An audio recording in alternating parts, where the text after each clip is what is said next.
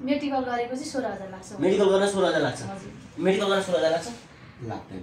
कति लाग्छ? 3 राटा 16000 भनेको नि बहिनीलाई मैले मेडिकलको पैसा लाग्छ त्यति भने। मेडिकलको पैसा कति लाग्छ? 4500। अनि 16000 कहाँबाट आयो? भनेको थिएँ। भने हैन? भन्नु भयो 16000 नै लाग्छ भन्नु। रेकर्ड सुनौ। छ रेकर्ड यहाँ। सुन्यो?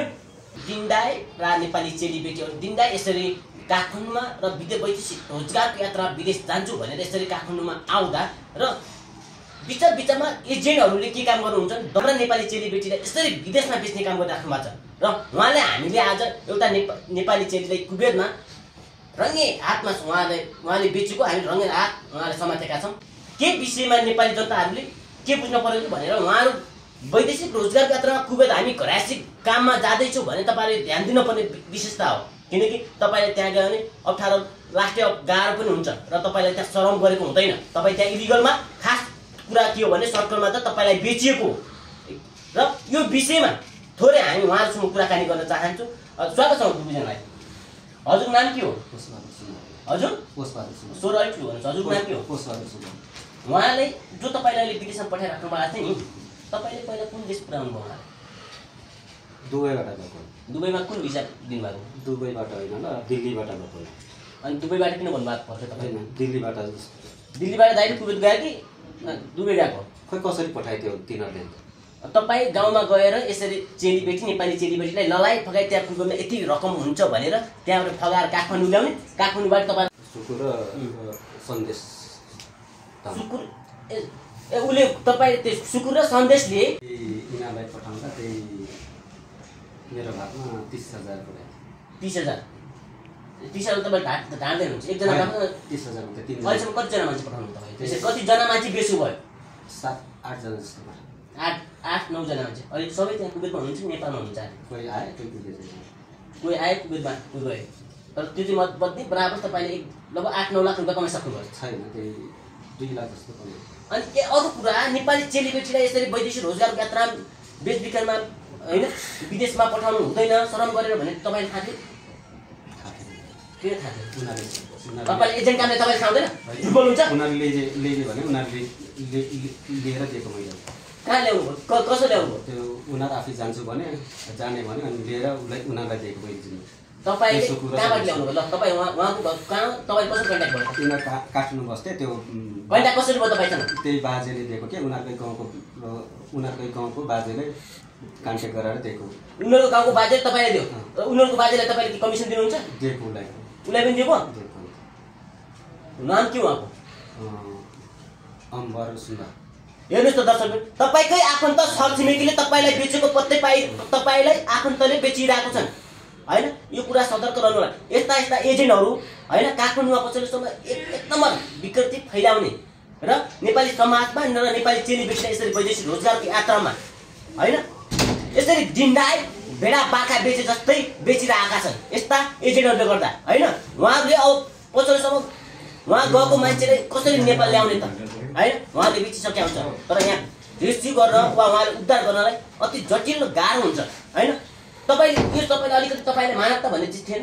तपाईँले भेडा बाख्रा बेचे जस्तै सजिलै मान्छे बेच्न सकिन्छ भन्ने सोच्नुभयो? थाहा नभएको काम किन गर्ने? तपाईँले थाहा थिएन त्यो काम किन गर्ने?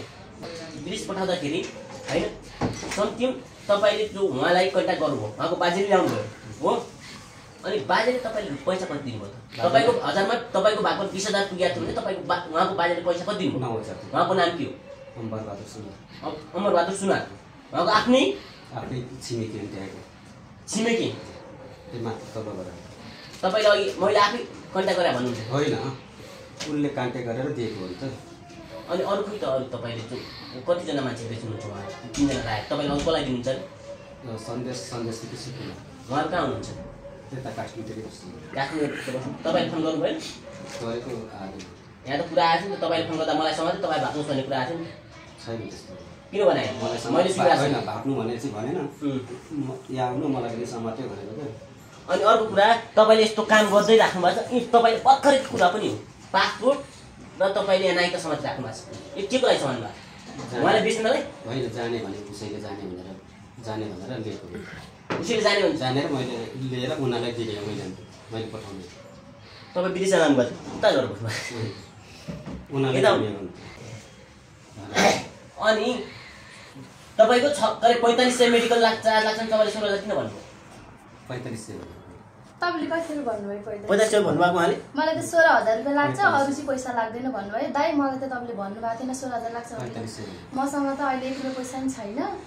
म अब पम्पले भन्नुभएको थिएन पहिला, मैले त्यही भएर लिएर आएन, मसँग पैसा पनि थिएन भने। अनि दाइले भन्नुभयो अब त्यसो भए भोलि पर्सिको दिन हाल्दै नि हुन्छ मलाई पैसा भन्नुभयो। हस् भन्नु।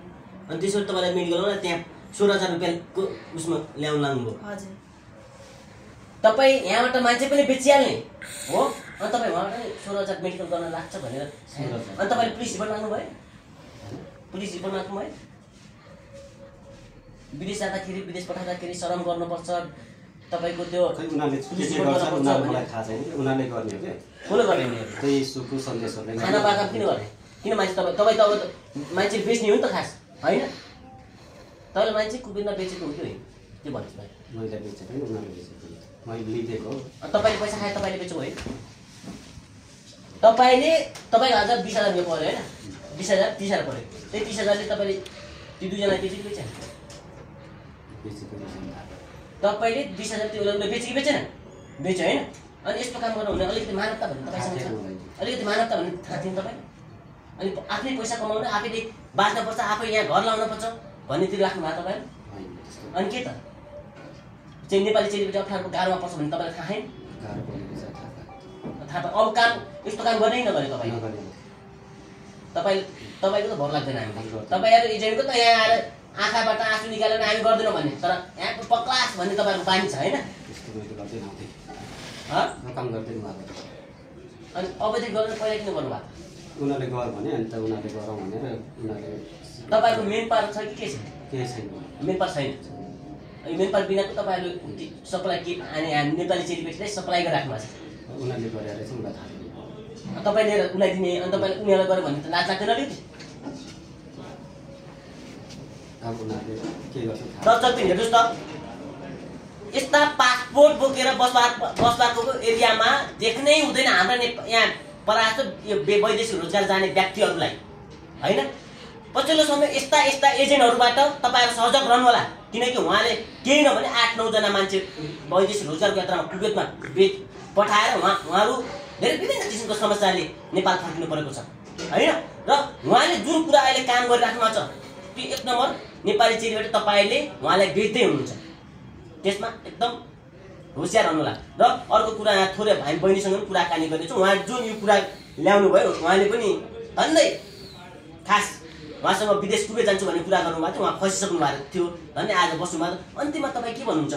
तपाईँ त धन्य कुबेतमा बेच्दै हुनुहुन्थ्यो, के भन्नुहुन्छ अन्तिममा? अरू नेपाली चेलीबेटीहरूले के भन्नुहुन्छ विदेशमा? नेपाली चेलीबेटीहरूलाई अब कुवेतमा फेरि भिसा फेरि टिकटमा नजानु होला, घरको कामको लागि दुःख हुन्छ, अरूले राम्रो हुन्छ, राम्रो कमाइ हुन्छ, घरमा त्यस्तो नराम्रो काम केही पनि हुँदैन भनेर एजेन्टहरूले भन्नुभयो भनेदेखि नेपाली दिदीबहिनीहरू हजुरहरू यसरी प्रब्लममा नफस्नु होला भन्ने मेरो। हस् धन्यवाद। अन्तिममा तपाईँ के भनाइ छ? फेरि मान्छे विदेशमा जानु पठाउँछु आउनुहोस् यहाँ म राम्रो छ भन्ने आउँदेखि नजानु हुन्छ यस्तो। तपाईँ के भन्न चाहनुहुन्छ ल भन्नु? यस्तो घरको काममा अप्ठ्यारो हुँदो रहेछ, नजानुहोस् कुनै पनि हुन्छ। अबदेखि तपाईँले विदेश पठाउनु भन्दा पहिला सम्झाउनु पर्यो कि परेन? तपाईँलाई त्यो थाहा हुँदा किन झुट बोलायो? थाहा थिएन मलाई त्यो अन्त।